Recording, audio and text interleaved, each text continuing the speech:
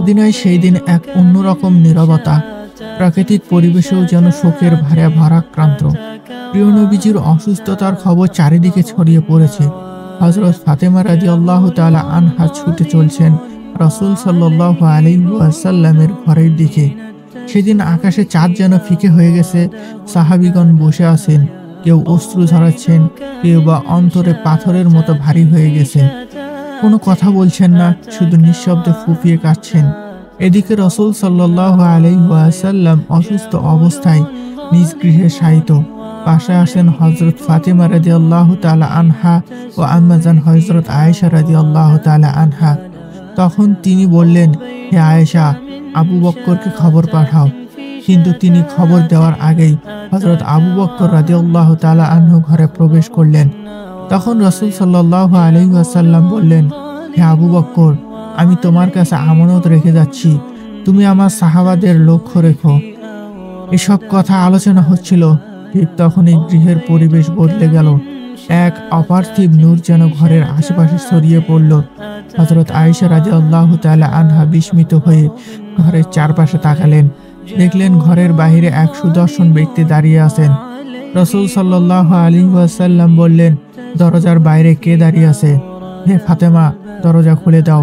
হযরত ফাতেমা রাদিয়াল্লাহু তাআলা আনহা বললেন, ইয়া রাসূলুল্লাহ, আমি তাকে চিনতে পারছি না।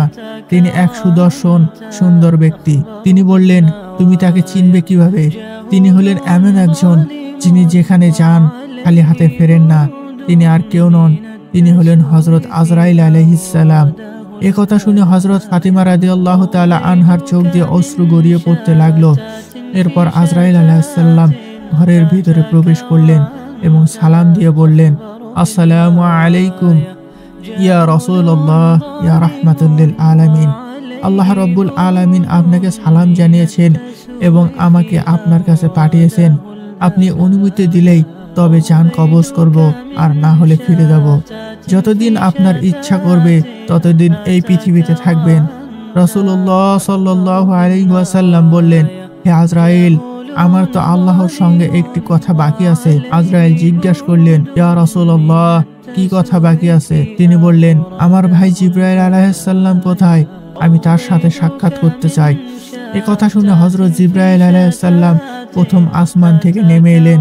ঘরের ভিতরে এক অপার্থিব নূর ছড়িয়ে পড়ল। তিনি বললেন, ইয়া রাসূলুল্লাহ, আপনি কাঁদছেন কেন? নবীজি সাল্লাল্লাহু আলাইহি ওয়াসাল্লাম বললেন, ভাই জিবরাইল, আমি এই কারণে কাঁদছি, এই দুনিয়া থেকে চলে যাওয়ার পর আমার গুনাহগার উম্মতের কি হবে? তুমি আল্লাহর কাছে এই কথাটি জেনে এসো। হযরত জিবরাইল আলাইহিস সালাম আল্লাহর দরবারে গেলেন। আল্লাহ জিজ্ঞাসা করলেন, হে জিবরাইল, তুমি কাঁদছো কেন? জিবরাইল আলাইহিস সালাম জবাবে বললেন, হে আমার রব, আমি তো তোমার প্রিয় হাবিবের জন্য কাঁদছি, আর তিনি কাঁদছেন তার গুনাহগার উম্মতের জন্য। আল্লাহ বললেন, হে জিবরাইল, তুমি সুসংবাদ দাও, আমার প্রিয় হাবিবের উম্মতের ব্যাপারে চিন্তার কিছুই নেই।